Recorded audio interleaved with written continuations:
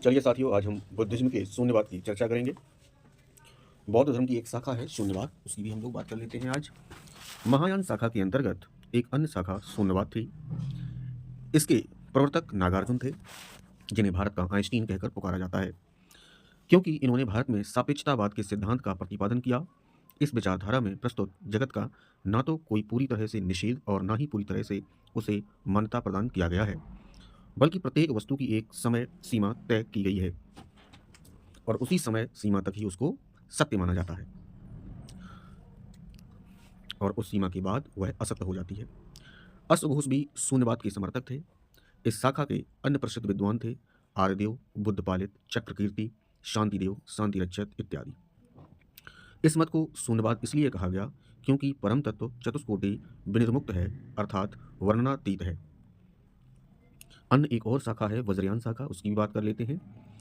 7वीं शताब्दी ईस्वी तक जाते जाते बौद्ध धर्म के अंतर्गत कई और बुराइयां घर करती चली गईं, मतलब बुराइयां बढ़ती चली गईं।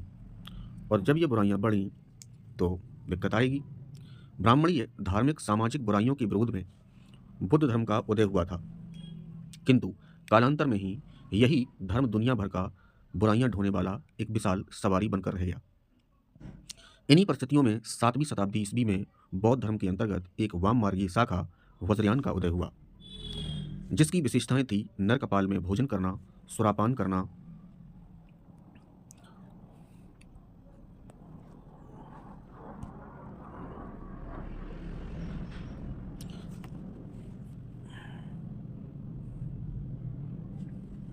सॉरी साथियों लेट के लिए, सुरापान करना, नरकपाल में भोजन करना, शवावशेष का शरीर पर लेप लगाना, मतलब वही जो मृदा जो अभी अब नागा साधु वगैरह देखते हैं, पूरी भस्म राख वगैरह लपेटे हुए रहते हैं, लेप लगाते हैं, उसी प्रकार से 5 ध्यानस्थ बुद्ध को जो कि वज्रयान से संबंधित हैं, 5 ध्यानस्थ बुद्ध जो वज्रयान से संबंधित थे, वैरोचन, रत्नसंभव, अक्षोभ्य, अमिताभ तथा अमोद सिद्धि इस वज्रयान शाखा की विशेष रूप से पढ़ाई विक्रमशिला विश्वविद्यालय, अंचीतन, पाथरघाट, भागलपुर, बिहार में स्थित है, जो कि विक्रमशिला, उसी में वज्रयान शाखा की पढ़ाई होती थी। इस विश्वविद्यालय की जो स्थापना है या संस्थापक है इस विद्यालय का, विक्रमशिला का, वह था पाल वंशीय शासक धर्मपाल। इसी विश्वविद्यालय के लिए एक प्रसिद्ध छात्र दीपंकर श्रीज्ञान आतिश थे, जिन्हें तिब्बत में बौद्ध धर्म के प्रचार प्रसार का श्रेय दिया जाता है। उल्लेखनीय है कि हीनयान की विशेष पढ़ाई वल्लभी विद्यालय काठियावाड़ गुजरात में होती थी और महायान की नालंदा विश्वविद्यालय राजगृह बिहार में होती थी। नालंदा विश्वविद्यालय को इसीलिए ऑक्सफोर्ड ऑफ महायान बुद्धिज्म कहा जाता है। इस विश्वविद्यालय की स्थापना गुप्तवंशीय शासक कुमारगुप्त ने की थी।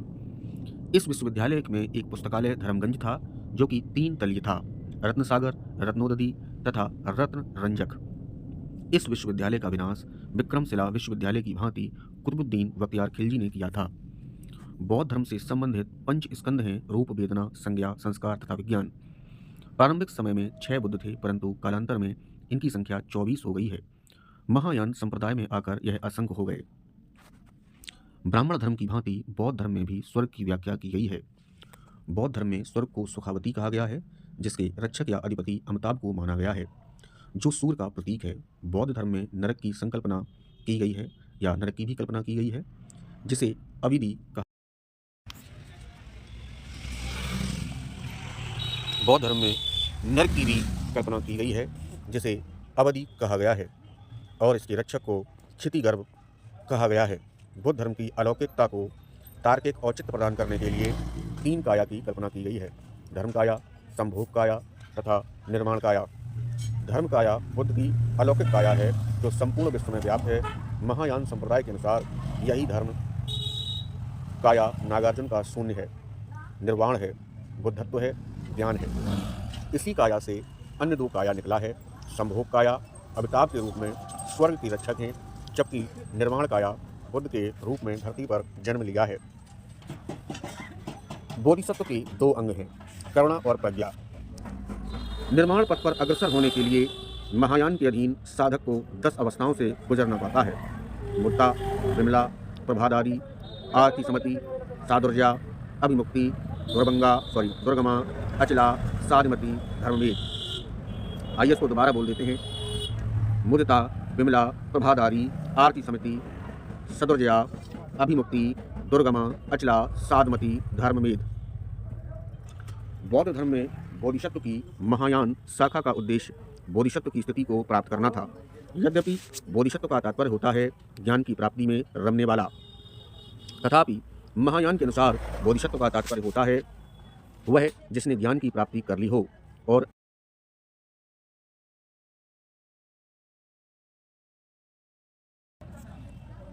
बोधिसत्व का तात्पर्य होता है ज्ञान की प्राप्ति में रमने वाला, तथापि महायान के अनुसार बोधिसत्व का तात्पर्य है जिसने ज्ञान की प्राप्ति कर ली हो और अन्य की मोक्ष की प्राप्ति में प्रयासरत हो। महायान का विश्वास है कि प्रत्येक व्यक्ति में निर्वाण प्राप्त करने की क्षमता होती है, क्योंकि प्रत्येक व्यक्ति समभाव बुद्ध है।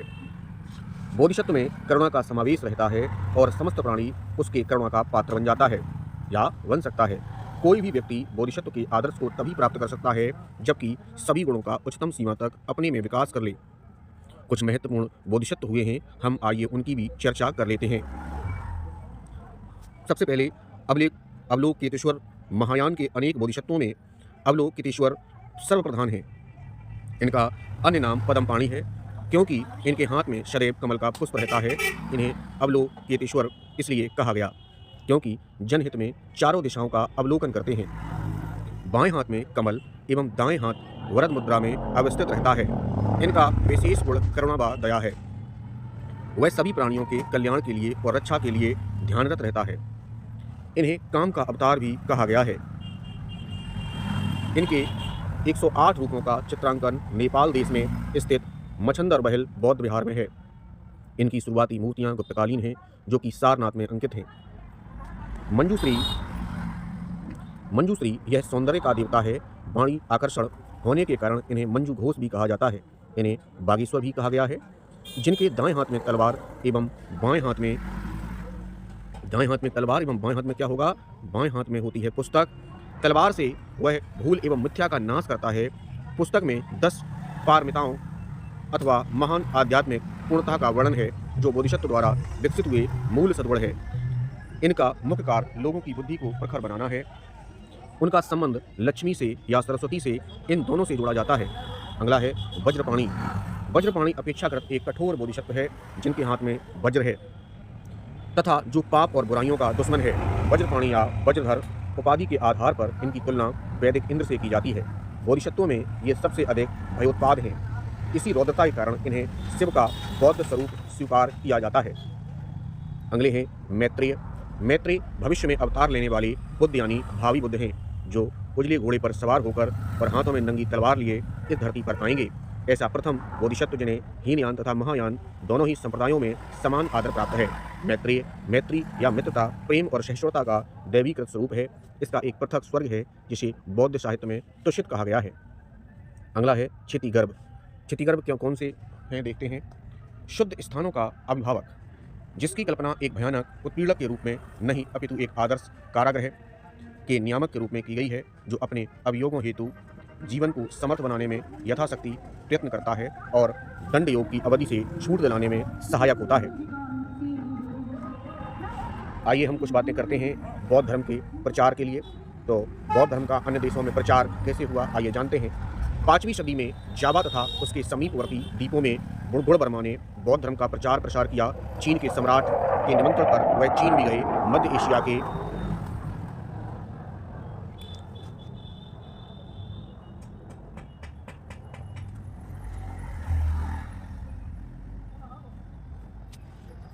मध्य एशिया के कूची आदि राज्यों में बौद्ध धर्म के प्रचार का प्रधान श्रेय कुमार जीव को जाता है। 435 ईस्वी में आचार्य गुणभद्र संस्कृत बौद्ध साहित्यों का चीनी में अनुवाद हेतु चीन गए। 75 वर्ष की आयु में चीन में ही उनकी मृत्यु 468 ईस्वी में हो गई। बौद्ध धर्म की दृष्टि से 6वीं सदी चीन के इतिहास में स्वर्णयोग मानी जाती है। वहाँ का सम्राट बूती बौद्ध धर्म का कट्टर अनुयायी था। अपने जीवन के अंतिम समय में भारतीय आदर्श के अनुसार उसने राज्य का परित्याग कर भिक्षुओं के कांसाय वस्त्र धारण किए और 539 ईस्वी में बूटी की प्रेरणा से एक चीनी मंडल भारत आया।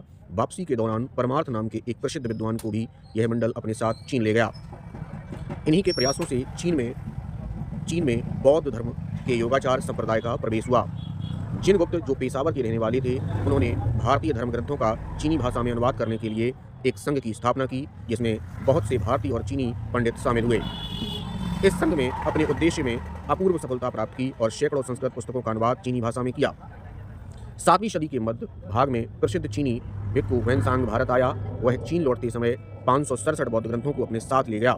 8वीं सदी के प्रारंभ में आचार्य आमोग वज्र चीन गया। वहाँ तंत्र शास्त्र का बड़ा पंडित था। जो आमोग वज्र चीन गया, आचार्य आमोग वज्र, वह तंत्र शास्त्र का बड़ा पंडित था। चीन के राजा की उसमें अपार श्रद्धा थी। उसने अपने राज्य कर्णधार और त्रिपिटक भंडत की उपाधि से विभूषित किया गया। चीन के राजा के द्वारा उसको उपाधियां दी गई। राज्य कर्णधार और त्रिपिटक भंडत उपाधियों से विभूषित किया गया। आमोग वज्र और उसके अन्य साथियों से ही चीन में तांत्रिक धर्म का प्रवेश हुआ। 1053 ईस्वी में ज्ञानश्री नाम के आचार्य ने मगध से चीन के लिए प्रस्थान किया। संभवतः यह अंतिम आचार्य थे जो भारत से चीन धर्म प्रचार के लिए गए थे। तिब्बत में बौद्ध धर्म का प्रवेश 4वीं सदी से शुरू में हुआ। मौर्य शासक अशोक के समय में जो बुद्ध प्रचारक हिमवंत प्रदेश में धर्म प्रचार के लिए गए थे, संभवतः उन्हीं की शिष्य परंपरा के बाद में तिब्बत में भी कार्य किया। परंतु तिब्बत में बौद्ध धर्म का प्रचार प्रवेश रूप से 7वीं सदी में हुआ। उस समय तिब्बत में शोंग गचन गम्पो नाम का प्रतापी राजा राज्य कर रहा था। इसी वंश ने आगे चलकर खी श्रोड लिदे वचन तिब्बत का राजा हुआ। इन नामों को आप देख लें, स्क्रीन पर दिखाई दे रहे होंगे, दोबारा से पढ़ लेना। और इनका तिब्बत में राज्य चल रहा था। इसका एक अमात्य चीन देश का रहने वाला और कट्टर बौद्ध था। उसके प्रभाव से राजा ने शांति रक्षित नाम के भारतीय आचार्य को तिब्बत आने का निमंत्रण दिया। शांति रक्षित ने तिब्बत में बौद्ध धर्म का प्रचार किया। 8वीं शताब्दी में नालंदा के धर्मोपदेश भिक्षु परम संभव तिब्बत में बौद्ध धर्म को दीक्षित करने के लिए गया था। 8वीं शताब्दी में नालंदा से धर्मोपदेश करने वाला धर्मोपदेशक भिक्षु पदम संभव तिब्बत को बौद्ध धर्म में दीक्षित करने के लिए गया था। पदम संभव तांत्रिक अनुष्ठानों में विश्वास करता था। उनके प्रयत्नों से तिब्बत में वज्रयान का प्रवेश हुआ। इसके बाद के आचार्यों में कमलशील का नाम विशेष रूप से उल्लेखनीय है। उन्हें खास तौर पर भारत से बुलाया गया था। एक चीनी बौद्ध भिक्षु जिसका नाम वंशांग था, इस समय तिब्बत में बौद्ध धर्म के शून्यवाद संप्रदाय का प्रचार करने में व्याप्त था। इन्हीं से मुकाबला के लिए कमलशील को भारत बुलाया गया। भारत से बुलाया गया। किसको भारत से बुलाया गया? कमलशील को। किस लिए बुलाया गया? वंशांग से शास्त्रार्थ करने के लिए, मुकाबला करने के लिए। कमलशील विजयी रहे। वंशांग ने स्वयं अपने हाथों से उन्हें माला पहनाया। उन्हें लोग दूसरा बुद्ध मानने लगे। 11वीं सदी में अनेक आचार्य तिब्बत गए। इसमें से एक दीपांकर श्री ज्ञान आतिश विक्रमशिला विश्वविद्यालय के छात्र और उसके प्रधान कुलपति थे। इनकी कीर्ति को सुनकर तिब्बत के राजा ने एक दूत मंडल इस उद्देश्य से भेजा कि आतिश को तिब्बत में निमंत्रित करें। 70 वर्ष की आयु होने के बावजूद भी वे तिब्बत गए। आतिश बहुत बड़े बौद्ध विद्वान थे। उन्होंने लगभग 200 ग्रंथों की रचना की। उनकी मृत्यु भी तिब्बत में ही हो गई। ल्हासा से 20 मील की दूरी पर क्यूची नदी के तट पर उनकी समाधि बनी हुई है। तिब्बती लोग उन्हें बड़ी श्रद्धा की दृष्टि से देखते हैं। तिब्बत में बौद्ध धर्म का जो संगठन आचार्य आतिश ने तैयार किया था, वह आज भी परिवर्तित रूप में वहाँ अब तक विद्यमान है। थोड़ा बहुत परिवर्तन हुआ, लेकिन आज भी वहाँ पर विद्यमान है। अब हम देखेंगे बुद्ध के कुछ प्रधान शिष्यों के बारे में। कौन कौन से उनके शिष्य हुए हैं, उनके बारे में भी हम लोग पढ़ेंगे। सबसे पहला नाम आएगा आनंद का। बुद्ध के अत्यंत प्रिय शिष्य और निजी परिचारक थे। संभवतः बुद्ध का चचेरा भाई था आनंद। बुद्ध के अधिकांश उपदेश आनंद को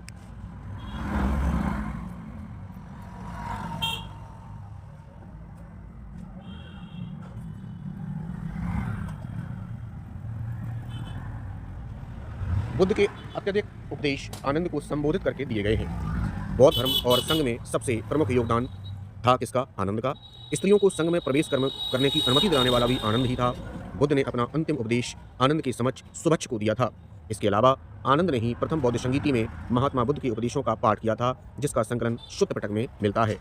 अगले शिष्य हैं इनके उपाली। बुद्ध का एक अन्य प्रिय शिष्य जिनके पिता शाक्यगढ़ में नाई का कार्य करते थे। बुद्ध के अनुयायी होने के पूर्व वे महावीर के अनुयायी थे। इन्होंने प्रथम बौद्ध संगीति में बौद्ध संघ के नियमों का पाठ किया, जिसका संकलन विनय पिटक के अंतर्गत किया गया है। सारिपुत्र मुदलयायन। सारिपुत्र जाति से ब्राह्मण व राजगृह के निवासी थे। वे बुद्ध के प्रबुद्ध व प्रज्ञावान शिष्य थे। उनकी मृत्यु महात्मा बुद्ध के जीवन काल में ही हो गई थी। मोदग्लायन भी राजगृह के निवासी थे। शारिपुत्र के साथ ही वह भी बौद्ध धर्म में दीक्षित हुए थे। शारिपुत्र व मोदग्लायन दोनों का ही जन्म एक ही दिन हुआ था। इनकी भी मृत्यु बुद्ध के ही जीवन काल में हुई थी। मृत्यु के पश्चात इन दोनों के शरीरावशेषों को सांची स्तूप में रखा गया। अगले उनके शिष्य हैं जीवक। आइए जीवक के बारे में पढ़ते हैं। ये आयुर्वेद के प्रसिद्ध चिकित्सक थे। इनकी माता राजगृह की गणिका शालवती थी, जिसने लोक लज्जावश अपने पुत्र को जन्म देने के बाद फेंक दिया था। इसे बिंबिसार के पुत्र अभय ने प्राप्त कर लिया। तक्षशिला विश्वविद्यालय से इसने शिक्षा प्राप्त की थी। तब कहाँ से शिक्षा प्राप्त की थी? तक्षशिला विश्वविद्यालय से इसने शिक्षा प्राप्त की थी। जब देवदत्त ने महात्मा बुद्ध को घायल कर दिया था तो जीवक ने ही उनका इलाज किया था। जीवक ने ही पीलिया रोग से ग्रसित अवंती नरेश चंड प्रकोट का भी इलाज किया था। अगले उनके शिष्य हैं अजातशत्रु। बिंबिसार के पुत्र अजातशत्रु का मन पितृहंता के कारण काफी दुखी रहने लगा।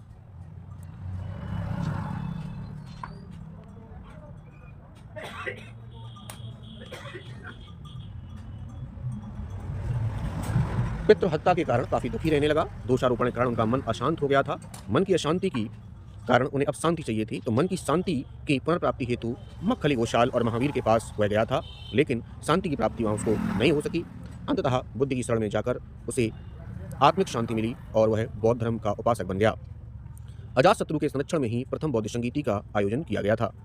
अगले उनके शिष्य हैं बिंबिसार, मगध का हर्यक वंशी शासक, जिसने राजगृह में बेलवन नामक एक उद्यान बौद्ध संघ को दान में दिया था।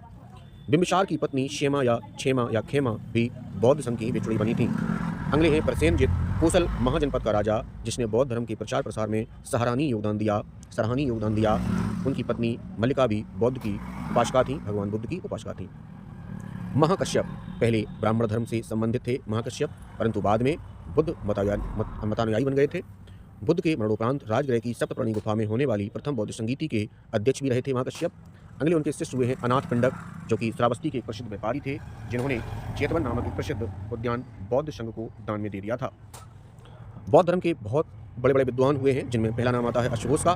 तो बौद्ध धर्म के महत्वपूर्ण विद्वान अश्वघोष कनिष्क के दरबार में रहने वाले एक प्रसिद्ध बौद्ध विद्वान, जिनकी तुलना मिल्टन, गेटे, वॉल्टेयर आदि से की जाती है।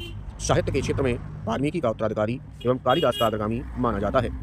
बुद्ध का यशोगान करते तथा बीड़ा बजाते हुए देश के विभिन्न नगरों व ग्रामों की यात्रा कर धर्म का प्रचार किया करते थे। अश्वघोष ने 3 प्रसिद्ध ग्रंथों की रचना की है, जिसमें पहला है बुद्धचरित, दूसरा है सौंदरानंद और तीसरा है शारिपुत्र प्रकरण। शारिपुत्र प्रकरण संस्कृत भाषा का क्या है बताइए? एक ग्रंथ है संस्कृत भाषा का, शारिपुत्र का। संस्कृत भाषा में लिखा जाने वाला सबसे पहला नाटक ग्रंथ है, इसलिए अश्वघोष को संस्कृत नाटक का पिता कहा जाता है। अगले उनके शिष्य हुए हैं नागार्जुन। तो आइए, सातवाहन शासक यज्ञश्री सातकर्णी के समकालीन व मित्र। इनका जन्म दक्षिण भारत में किंतु अधिकांश समय कश्मीर में व्यतीत किया। भरत आइंस्टीन के नाम से जाने जाते थे और बुद्ध धर्म माध्यमिक या शून्यवाद विचारधारा के प्रतिपादक थे। प्रथम सदी ईस्वी में चीन जाकर के बौद्ध कृतियों का चीनी भाषा में अनुवाद किया। अपने दर्शन पर आधारित नागार्जुन ने एक प्रसिद्ध पुस्तक माध्यमिक कारिका की रचना की और उस पर अकुतोभ्या नाम के एक टीका भी लिखा। अगले उनके जो विद्वान हैं बौद्ध धर्म के वो है अशंग। अशंग पेशावर के निवासी और वसुबंधु के बड़े भाई थे। वह मैत्रेयनाथ द्वारा स्थापित योगाचार या विज्ञानवाद शाखा के अत्यंत महत्वपूर्ण आचार्य थे। इन्हें तंत्र से भी संबंधित किया जाता है। वह ब्रह्मा समाज के निर्माता थे। अगले हैं वसुबंधु, पेशावर के निवासी तथा असंग के छोटे भाई। प्रारंभ में ये सर्वास्तिवाद दर्शन की व्याख्या करते हैं। इस पर इन्होंने अभिधम्मकोश नामक ग्रंथ की रचना की, जो कि उनकी एक महान कृति मानी जाती है। इसे बौद्ध धर्म का विश्वकोश माना जाता है। बाद में इन्होंने अपने बड़े भाई असंग द्वारा व्याख्यात विज्ञानवाद दर्शन को अपना लिया और इससे संबंधित इन्होंने विज्ञान मात्रता सिद्धि नामक ग्रंथ लिखा। अगली हम बात करेंगे बुद्धघोष की। बुद्धघोष जाति से ब्राह्मण और 5वीं शताब्दी ईस्वी के एक अत्यंत प्रवीण विद्वान थे। बौद्ध धर्म पर इन्होंने विशुद्ध मग्ग मार्ग नामक टीका ग्रंथ की रचना की है। अगले हम बात करेंगे डिंगनाग की। तो डिंगनाग क्या है बताइए? डिंगनाग भी एक बौद्ध विद्वान है। डिंगनाग 500 ईस्वी के अंतिम समय के महान बुद्धिजीवी और कांची यानी तमिलनाडु के निवासी थे। बौद्ध न्याय एवं न्यायशास्त्र दर्शन का प्रतिपादन अर्थात बौद्ध धर्म के तर्कशास्त्र के प्रवर्तक, father of Indian logic, Nalanda में आकर इन्होंने अपने सिद्धांत की तार्किकता प्रस्तुत की। इन्होंने अपने प्रसिद्ध ग्रंथ प्रमाण समुच्चय की रचना नालंदा में की थी और इनके जो अन्य ग्रंथ हैं उनमें आता है न्यायशास्त्र तथा आलम्बन परीक्षा। अगले जो बौद्ध विद्वान है उनका नाम है कुमारजीव। इन्होंने चीन में बौद्ध धर्म का प्रचार प्रसार किया। 405 ईस्वी में बौद्ध दार्शनिक नागार्जुन की जीवनी चीनी भाषा में अनुवाद करते हैं ये। अगले हैं धर्मकीर्ति 700 ईस्वी में बौद्ध धर्म का एक प्रसिद्ध विद्वान जिनकी रचनाएं परवर्ती बुद्ध के ज्ञान मीमांसा चिंतन में शीर्षस्थ मानी जाती हैं, डिंगनाथ द्वारा स्थापित तर्कशास्त्री दर्शन का प्रचारक डॉक्टर